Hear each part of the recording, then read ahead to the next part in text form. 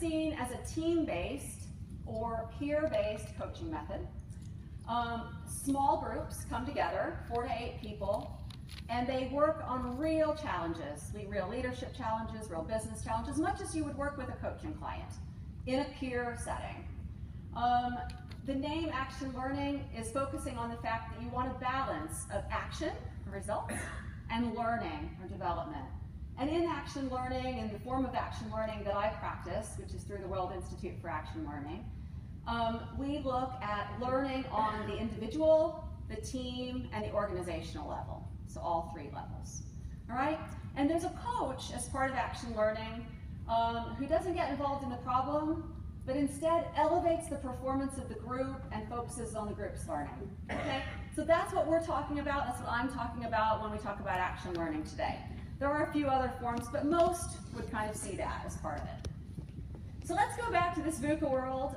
There are lots of reasons the world has changed, but one of the major drivers is technology. So now, I spent a long time at Microsoft. I am a fan of technology. I'm not anti-technology, but I think there are pros and cons to technology and what it brings to us. So Microsoft did some research and said the average family has 10 digital devices. So how many of you think you have 10 digital devices? You include Xboxes, PlayStations, phones, iPads. If you start thinking about it, it easily adds up to 10. Additionally, someone joins LinkedIn every second. Apparently, we send and receive 156 million emails every minute. You know, we are surrounded by connectivity. And another example of this is mobile phone use, of course. How many have their mobile phones with them right now? Everybody. So 84% of users would not go a single day without their device. And I've got to tell you, I think I'm one because my phone was dying from my run this morning using GPS, and I was like having heart palpitations, looking for power to plug it in so I'd have power on my flight tonight. So 84% of us don't want to live without our device. Now, clearly, this provides serious benefits. I'm on my way tonight to Kenya to work on action learning coaching with a peer of coaches, some of whom I've never met in person, but I know them. I've worked virtually with them for a long time.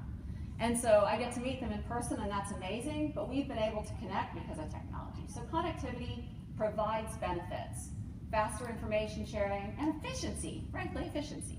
But the same research that shows this says that we can do a lot, we don't always do it better. So 35% of parents use their phones while playing with their children. 32% of us as drivers use our phones for non-driving related activities while we're driving our cars, even though it's illegal in many countries of the world. Cannot stop using it. There's research from the University of London, which is kind of old, but kind of funny. You may have heard it, that says that multitasking with digital devices, and it's funny, but they were serious, apparently creates the same loss in IQ as losing a night's sleep or smoking pot. So multitasking, I mean, there are numerous studies. Robert, if you went to his session, quoted some of them that show that multitasking causes cognitive decline. All right, so we have to contend with this. So what do we do? In this context, how do we make the leaders that we're coaching not just good, but great, but amazing? So I think there are 2 shifts that leaders need to make. So the first one I think of as moving from connectivity to connection. Moving from connectivity to connection. So what I'm going to do is talk you through this, and then we're going to talk about some behaviors that I think that you need to be connected. So in 2013, Harvard released the results of the Harvard Grant Study. How many of you are familiar with the Harvard Grant Study? Oh, sure. So this is an amazing study. It was a 75-year longitudinal study looking at the secrets of a happy and fulfilling life. And they had 5 key findings, and 2 of them related to relationships and connection directly. The first one was that love is the foundation of happiness. Their quote from their study, from their paper, said that happiness is the cart, love is the horse.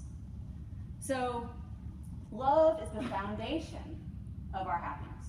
The second one potentially more related to the business world, is that relationships are the #1 driver of life satisfaction. And the more areas of your life where you have rich relationships, the happier you are. And that more areas includes the workspace, okay? So that was what the Harvard Grant study found. Now, you might say, but what does that really have to do with work and work results, business results? Gallup said that people with a best friend at work are 7 times more likely to be motivated and productive. 7 times more likely to be motivated and productive because they have a best friend at work.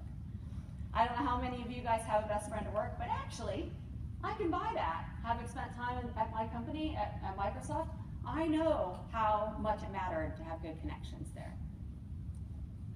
So, given all of this, how can we as coaches help our leaders to cultivate stronger relationships in the workplace? How can we help them with that? And I see 6 of the skills that I focus on, the behaviors that I focus on with my leaders, as very connected to connection, related to connection. And these are the 6 that we're going to look at. We are going to look at a couple of these that I think are particularly, you're able to develop them through action learning. So the first one is curiosity. So curiosity is quite a foundational skill for social leadership, and questions and active listening are really at the heart of curiosity. Now remember in our keynote, Hal Gregerson talked about you don't know what you don't know. If you're not curious, you're never going to know what you don't know. So I really see this as truly, truly foundational. And luckily, it's very, very central to coaching that we do, and it's very central to action learning. So action learning, like coaching, is inquiry-based. And in fact, in the WILE method, the method that I use and some of my colleagues use here, we have a ground rule that says statements can only be made in response to questions. So that opens up leaders' ability to practice their questioning and actually forces them to redevelop this skill that's often a lost skill in our senior leadership. And by doing that, and by seeing the value of that, they can step out of the action learning context and continue practicing that day to day. Okay? Now, in neuroscience, we know a couple of things about questions and their ability to help create connection, and that's one of the reasons I put that in this and that category. One is that when you make a statement, you can inadvertently put people on edge and actually trigger the limbic system, the fight or flight instinct, the amygdala, and make people anxious. If instead you ask a question, research shows that it hijacks the brain and actually forces the brain into a more rational space, meaning that people don't tend to have that limbic response. So that's the power of a question in creating connection with someone else. Second is that when you ask a question and create an insight for someone has an insight based on your question, it actually creates new mental maps in the brain. It changes the brain. But if you give them that advice, if you don't ask them the question and they don't come up with it and you just tell them, that neurological transformation doesn't happen. Pretty amazing. Second skill is inclusiveness. So what do we do often when we're trying to solve a problem? I would argue, in many cases in the corporate world, from my experience, we go find people who are experts. We go tap into people who have experience in this, and we try to bring them together to help solve this problem. Well, countless studies have showed that actually diverse teams drive more breakthrough thinking and more creative results.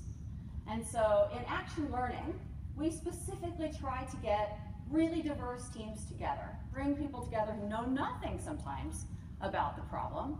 And by doing that, we can raise the level of our creativity up.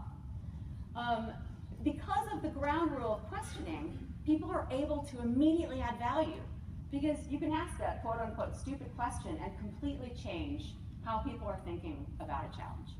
So again, by practicing inclusion in the action learning context, leaders can then see the value, and then they can go out day to day and practice that skill further. Okay, the second shift that I think is happening and we need to help develop in our leaders in the VUCA environment is a shift from what I call content expertise to context leadership. Now, what I want you to do now is just clap your hands once. Okay. In the time that took, which is approximately 1 second, our brains, have had to process 400 billion bits of information. And I say our brains had to process that, but actually, research says our brains can only process about 2,000 bits of information, and everything else we just let go. So there is tons and tons and tons of data. And this is exacerbated by technology. Back in 2014, we surpassed 1 billion websites on the internet. And this isn't slowing down, this is speeding up. The pace of change is amazing.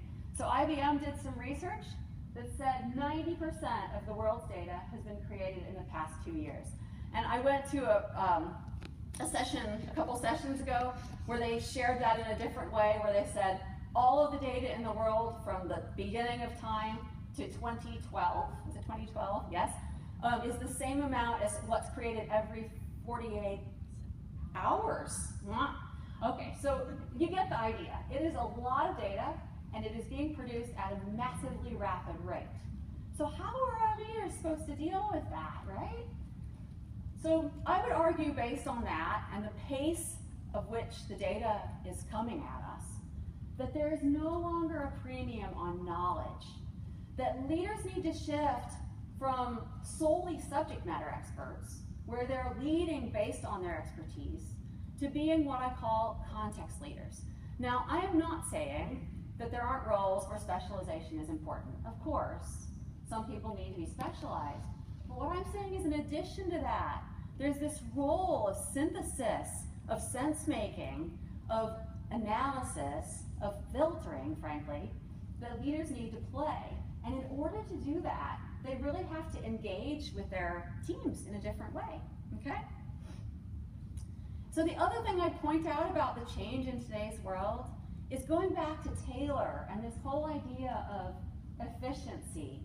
It's true, we have to be agile, but efficiency isn't really the way to think about it anymore. It's not about doing the same thing faster, it's about doing new things.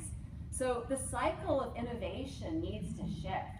And I don't know how many of you have heard the mantra that Facebook has. I don't know if it's a mantra, but the saying, they have it on their walls, fail faster. We need to encourage creativity, courageousness, risk-taking, willingness to fail, ability to fail in our leaders, because they need to be able to do that. So I have 6 skills, the other 6 skills, that I work with my leaders on to be stronger social leaders in the modern world, that relate to this context leadership. And again, I'm going to talk about just a few of them that are developed through action learning. So the first one is collaboration. Now, collaboration seems a really obvious skill, but real collaboration is difficult in organizations that are still very hierarchical in nature. So we really need to help leaders in those environments become stronger at true collaboration, where they're tapping into diverse people to make progress. In the VUCA world, we move far too fast to rely on a single leader's subject matter expertise. Leaders need to be more collaborative. So action learning supports really strong, real collaboration. And one of the things it does well is breaks down hierarchies. So I once ran a session where I had emerging leaders, recently with a client, emerging leaders, top leaders, and executives all mixed up in an action learning group by design. People commented that they had 0 idea who was which level. It just breaks down those hierarchies. Second is, if you really introduce true collaboration, you need to be flexible. You need to be really open to new input and learning. Now, a lot has been talked about recently around learning and the growth mindset, Carol Dweck. But I also think it's so important for leaders to be open to new input. Again, in action learning, we diverge drastically before we converge. So we try really hard as coaches to support our action learning teams in getting to the root problem and really asking open questions until at the point at which they understand the root problem. Then they can converge. And that really is amazing to leaders who are used to driving for results, driving for solutions immediately. They think it's mind-blowing to spend this much time on that. Finally, accountability. In action learning, we really focus on making sure the action and the learning are in balance. And that means we want people to take action at the end of an action learning session. And so as coaches, we support our teams in remembering that. And from the outset, we talk to them about the actions that they're going to take as a result of this session. At the end of this session, I'm going to ask you what actions you're going to take. And it helps to embed in the brain that that's something that they need to be thinking about, and they are held accountable for these actions. In the VUCA world, where hierarchical decision-making isn't that possible, we need to teach leaders how to not only take accountability, but share accountability.